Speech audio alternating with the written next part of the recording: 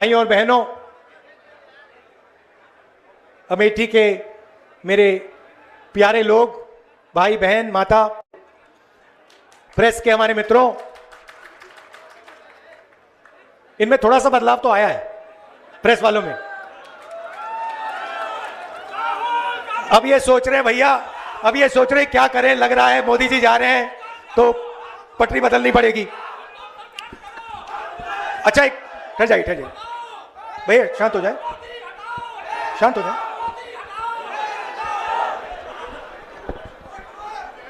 बड़ा जोश है।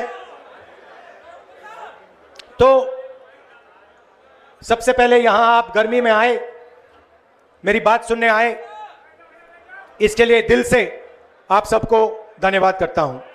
और मुझे काफी चेहरे पहचान में आ रहे हैं, तो आप सबका बहुत बहुत नमस्कार। पता नहीं आपने आज मोदी जी का वीडियो देखा नहीं देखा? देखा? व्हाट्सएप यूनिवर्सिटी वालों ने देखा?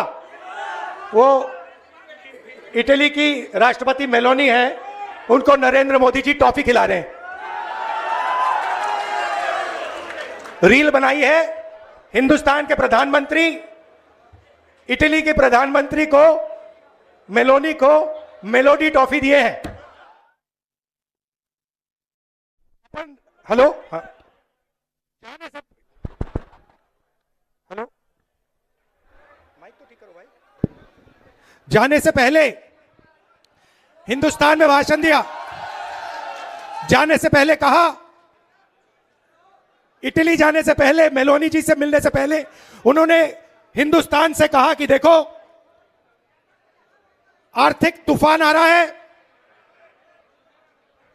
कम पेट्रोल का प्रयोग करो, सोना मत खरीदो, इलेक्ट्रिक गाड़ी खरीदो और विदेश में दौरा मत करो। और फिर उसी के एक दिन बाद 3-4 हजार करोड़ रुपए के हवाई जहाज में नरेंद्र मोदी घुसे, इटली की ओर गए, जेब में टॉफी ले गए और वहां की प्राइम मिनिस्टर को उन्होंने मेलोडी टॉफी खिलाई। अब देखिए ये क्या देश की जनता के साथ क्या खिलवाड़ हो रहा है। मतलब देश में पेट्रोल की कमी, गैस की कमी, बिजनेस बंद हो रहे हैं, फैक्ट्रियां बंद हो रही हैं, महंगाई बढ़ती जा रही है, किसानों को खाद नहीं मिलेगी, पूरा का पूरा इंडस्ट्रियल सिस्टम हिलेगा। समय आने वाला है। ईरान ने, अमेरिका और ईरान की लड़ाई हुई, उसने हॉर्मुज को बंद कर दिया, 20% तेल मार्केट से हट गया और नरेंद्र मोदी एकदम मेलोनी जी के पास जाते हैं, उनको टॉफी खिलाते हैं और ऐसे रील बनाते हैं।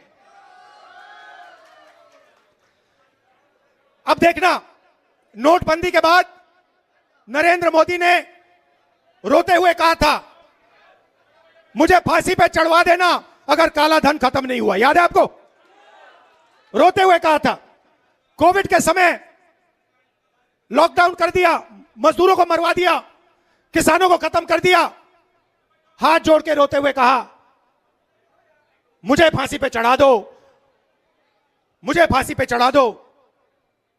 फिर से हाथ जोड़ने का टाइम आ रहा है, फिर से रोने का टाइम आ रहा है, फिर से हाथ जोड़ने का टाइम आ रहा है।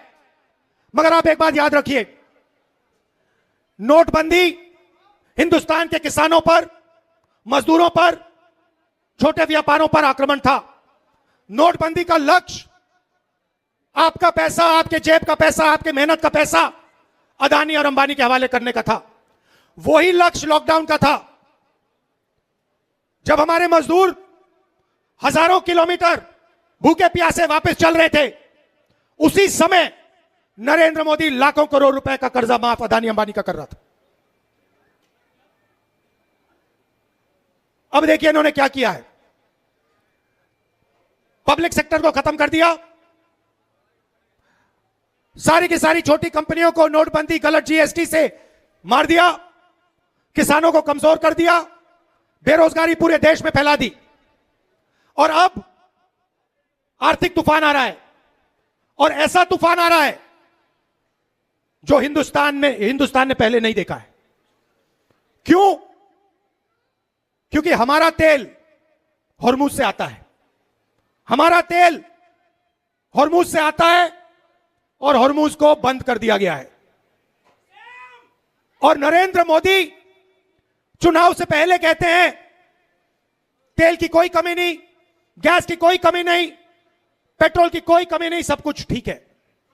मैं 2 महीने से कह रहा हूं, पार्लियामेंट में कहा, भाषणों में कहा, 2 महीने से कहा कि देखिए आर्थिक तूफान आ रहा है, किसान को, मजदूर को, युवाओं को, माताएं बहनों को जबरदस्त चोट लगने जा रही है। बीजेपी वाले मेरा मजाक उड़ाते हैं। नरेंद्र मोदी ने जो करना था पिछले 3 महीने में, जो आपकी प्रोटेक्शन करनी थी, जो दीवार, आर्थिक दीवार खड़ी करनी थी आपके लिए, वो उन्होंने नहीं की। उल्टा वो जाकर मेलोनी जी के साथ टॉफी खा रहे हैं और वीडियो बना रहे हैं जैसे मजाक चल रहा है। वापस आएंगे, आप देखना क्या होता है। वापस आएंगे, आर्थिक तूफान आएगा, गरीब लोगों को चोट लगेगी, किसानों को खाद नहीं मिलेगी, पेट्रोल डीजल के दाम आसमान तक पहुंच जाएंगे, महंगाई बढ़ेगी। उसके बाद नरेंद्र मोदी हाथ जोड़ेंगे, कहेंगे भाइयों और बहनों मुझे फांसी पर चढ़वा दो। रोएंगे, कहेंगे मेरी गलती नहीं है, अगर मेरी गलती है तो मुझे फांसी पे चढ़ा दो, कहेंगे, आप देखना। तो मेरा कहना है कि उनका काम अर्थव्यवस्था की रक्षा करना है, उनका काम देश की रक्षा करने का है, उनका काम अदानी और अंबानी। भैया गर्मी है, डिस्टर्ब मत करो, गर्मी है, डिस्टर्ब मत करो, लोगों का मूड खराब हो जाएगा, वो आपके नारे सुनने नहीं आए हैं। तो उन्होंने क्या किया है पिछले 12 साल में? देश की रक्षा हमारा संविधान करता है, हमारी संस्थाएं करती हैं, हमारे इंस्टीट्यूशंस करते हैं, इलेक्शन कमीशन करता है। मैंने मीडिया के बारे में मजाक उड़ाया, मगर इनकी जिम्मेदारी लोकतंत्र की रक्षा करने की होती है। नरेंद्र मोदी जी ने पिछले 12 साल संविधान पर आक्रमण किया है, हमारी सारी की सारी संस्थाओं को नष्ट किया है। आरएसएस के लोगों को हर यूनिवर्सिटी में वाइस चांसलर बनाया, इलेक्शन कमीशन को पूरा कंट्रोल किया, वोट चोरी का सिस्टम बनाया, जुडिशरी पर दबाव डालकर, उनको डराकर उन्होंने अदानी अंबानी की पूरी मदद की। और अब मुश्किल क्या है कि अब अदानी अंबानी देश को नहीं बचा सकते, अब नरेंद्र मोदी देश को नहीं बचा सकते हैं। अब सिर्फ हिंदुस्तान का किसान, हिंदुस्तान का मजदूर, हिंदुस्तान का युवा इस देश को बचा सकता है। और आपके इन्होंने हाथ बांध दिए हैं, आप सबके हाथ बांध दिए हैं। जो आप पहले मेहनत करते थे, फैक्ट्रियों में काम करते थे, पब्लिक सेक्टर में काम करते थे, यह हिंदुस्तान की स्ट्रेंथ थी, इन्होंने इस सब को खत्म कर दिया है। अब भी मैं इनसे कह रहा हूं कि टॉफी बांटना बंद करो और एक्शन लेना शुरू करो। किसानों को खाद नहीं मिलने वाला है, खाद की सप्लाई की तैयारी करो। आपका दोस्त अंबानी हिंदुस्तान का तेल आज भी बाहर एक्सपोर्ट कर रहा है, आज भी करोड़ों रुपए का तेल हिंदुस्तान के बाहर जा रहा है। यह तेल हिंदुस्तान को चाहिए, यह तेल हमारे लोगों को चाहिए। वो तेल आप हिंदुस्तान की जनता को दिलवाइए। ये प्रिकॉशंस आपको लेने हैं, ये काम आपको करना है, मगर आप पता नहीं कौन सी दुनिया में हो।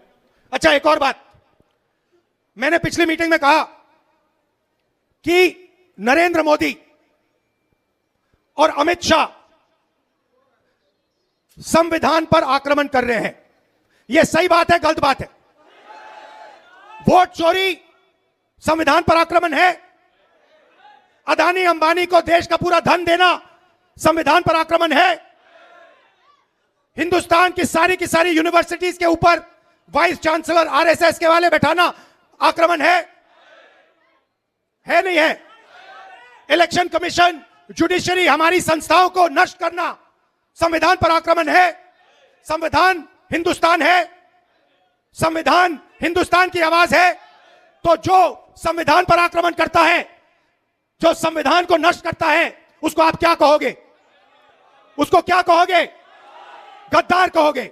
इसीलिए मैंने खुल के कहा है कि नरेंद्र मोदी, अमित शाह संविधान पर आक्रमण कर रहे हैं। उन्होंने देश का धन अदानी अंबानी को बांटा, उन्होंने देश की संस्थाओं को खत्म किया, उन्होंने वोट चोरी करवाई, इलेक्शन कमीशन को दबाया, जुडिशरी पर दबाव डाला। आरएसएस के लोग सुन लो, आपने कहा कि मुझे माफी मांगनी चाहिए, मैं कभी माफी नहीं मांगूंगा, फिर बोलूंगा। अमित शाह और नरेंद्र मोदी गद्दार हैं क्योंकि उन्होंने कॉन्स्टिट्यूशन पर आक्रमण किया है। सुन लो अच्छी तरह, मैं तुम लोगों से नहीं डरता हूं और हिंदुस्तान की जनता इस बात को समझ गई है और हिंदुस्तान की जनता भी आपसे नहीं डरती है। भाई और बहनों, ये आपके एमपी साहब बैठे हुए हैं, इन्होंने बहुत इमोशनल भाषण दिया, अच्छा भाषण दिया। मैं भी आपसे कहना चाहता हूं, ये मेरी भी कर्मभूमि है, अमेठी मेरी कर्मभूमि है और आपने मेरे परिवार को, मेरे पिता को, मेरी माताजी को, मेरी बहन को और मुझे प्यार दिया है और इज्जत दी है और ये मैं कभी जिंदगी में भूलने वाला नहीं हूं। हमारा पारिवारिक रिश्ता है, पारिवारिक रिश्ता है, प्यार का, मोहब्बत का रिश्ता है। राजनीति बाद में आती है, प्यार मोहब्बत का हमारा रिश्ता है, बहुत गहरा रिश्ता है, सालों पुराना रिश्ता है। जो भी आप मुझसे चाहते हो, आप जानते हो, जो भी आप मुझसे चाहते हो मैं आपके लिए तैयार हूं। जो भी ऑर्डर आपका होगा मैं उसको पूरा करने के लिए तैयार हूं। दिल से मैं आपका धन्यवाद करता हूं। बहुत बहुत धन्यवाद। नमस्कार, जय हिंद।